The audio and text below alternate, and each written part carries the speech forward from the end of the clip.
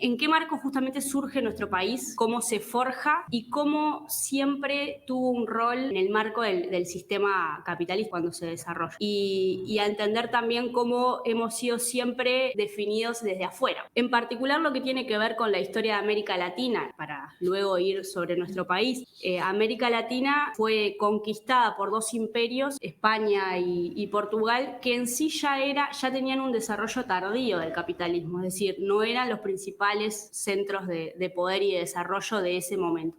Entonces eso hizo que el desarrollo de nuestro continente fuera a expensas de imperios que a su vez eran expensas de otros. Entonces eso nos delimitó de alguna forma en lo que tiene que ver con el desarrollo propio del sistema. En este sentido y en particular en nuestro país, como no tenía grandes riquezas minerales ni tampoco una gran cantidad de mano de obra o civilización, digamos, para domesticar, la principal riqueza que tuvo nuestro país y que tiene nuestro país la introdujeron desde afuera, que fue el ganado, ¿no? Es decir, en ese momento se vio, eran buenas tierras para la ganadería y justamente vino desde afuera la principal riqueza. Luego, para adelantarnos a algunos años, obviamente, ¿no? Lo que tiene que ver luego de la consolidación del Estado uruguayo como tal, se da obviamente en el marco, imagínense, esa inestabilidad política que se estaba desarrollando. Imagínense los distintos intereses que estaban en puja, digamos, para ganar uno sobre otro. Y en ese momento, los comerciantes y los dueños de tierras, que eran los principales, estaba la burguesía como criolla apenas naciendo, ¿no? En estos comerciantes, en estos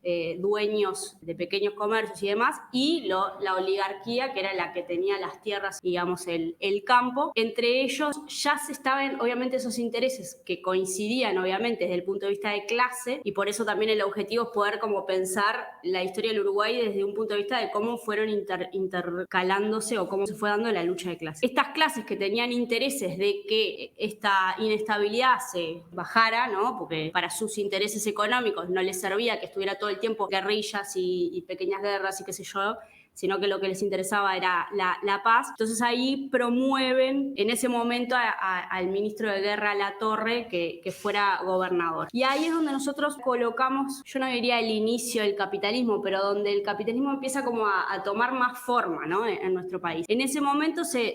toman algunas decisiones como el tema del alambrado de los campos, la marca de ganado, ese tipo de decisiones que fueron obviamente forjando lo que es el capitalismo, vamos a decir, el capitalismo de Estado en ese momento. Luego eso obviamente empieza a acompañar todo un proceso necesario para el sistema capitalista y sobre todo para esta burguesía en ascenso y esta clase poderosa que se aliaba con la oligarquía, tenían los mismos intereses, comienzan a forjar efectivamente su Estado. Entonces ahí empiezan a partir de inversiones extranjeras que en ese momento ya no tenía que ver con España, que eran los que habían venido primero a conquistar los lugares, sino que ya en ese momento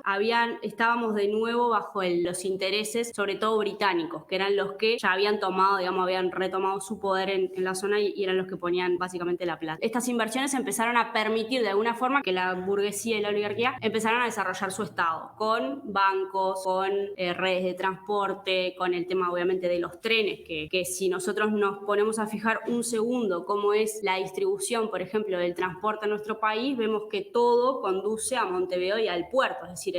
todo está moldeado y desarrollado para el interés justamente de esta clase y en ese caso de las exportaciones y las importaciones, que eran lo que ellos manejaban. En realidad, como lo primero a entender es que todo este Estado evidentemente se forja a instancias, a necesidad de la clase burguesa en ascenso, de la oligarquía, y que estas clases están totalmente vinculadas y que comparten los intereses. Esto está bueno problematizarlo y entenderlo cuando a veces hay algunas tendencias que sugieren que puede haber interés, ¿no?, de la burguesía local en algún tipo de desarrollo o de revolución o de cambio, digamos, de mando, cuando en realidad nosotros ya desde el vamos vemos que la burguesía está totalmente, digamos, vinculada y entretejida a los intereses de, en ese caso, que eran los capitales británicos, pero que luego se fueron desarrollando y ya pasan a ser los intereses al día de hoy del capital, ¿no? Directamente. Entonces, bueno, esto como para ver cómo empieza, digamos, a forjarse el Estado, y con estas primeras inversiones que estaban, bueno, toda la etapa, ¿verdad?, de la inmigración, que muchos de los inmigrantes que venían con un poco de dinero, un poco de capital, y eran los que a veces abrían algún sector productivo pequeño en primera instancia, pero bueno, eran como los pequeños comerciantes también, y con eso, y además de las inversiones ya mencionadas, y la infraestructura, ¿no?, y que se empieza a desarrollar, se empieza a nacer y desarrollar lo que es la clase obrera, vamos a decir, el proletariado. Y ya desde ese momento, desde fines, digamos, del siglo XIX, comienzan a aparecer las primeras organizaciones obreras. Se toma el año 1870 como el nacimiento del primer sindicato, que era la Sociedad Tipográfica Montevideana, pero ya desde esos años, unos años antes, ya empezaba, digamos, a haber como cierta propaganda, ya empezaban a llegar, obviamente, por lo que sucedía sobre todo en Europa, propaganda obrera, que lo que hizo fue que empezar de alguna manera también a permear, ¿no?, en lo que hoy hay muchas organizaciones, vamos a decir, sociales y barriales que hoy existen, que son de esas épocas, ¿no?, cuando los barrios efectivamente empezaban a crearse, digamos, empezaban a forjarse, los trabajadores empezaban a consolidar en lugares comunes, y se empezaba de alguna manera a forjar lo que era una identidad obrera en contraposición a la educación formal, a las concepciones formales del Estado, que eran efectivamente, digamos, burgueses, como saben.